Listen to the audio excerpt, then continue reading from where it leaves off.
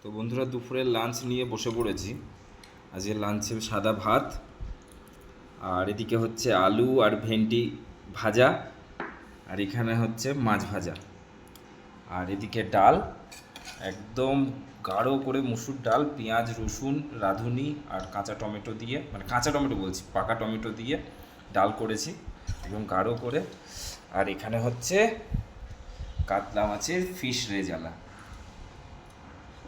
জানি না কেমন হয়েছে, দেখতে তো খুবই সুন্দর হয়েছে কালারটা। তো এই হচ্ছে আজকের মেনু। আর এদিকে অর্পণকে দিয়ে দিয়েছি, অর্পণ খাওয়া শুরু করে দিয়েছে। আর ডোডোর খাওয়া হয়ে গেছে, ডোডো এখন ঘুমাচ্ছে। আজকে খেয়েছে, আজকে অল্প একটু ভাত খেয়েছে মাংস দিয়ে, খেয়ে দিয়ে ঘুমাচ্ছে। তো চলো বন্ধুরা, হাই, ডালটা খেয়ে বলো কেমন হয়েছে, ডালটা খেয়ে বলো, ভাতে মাখো।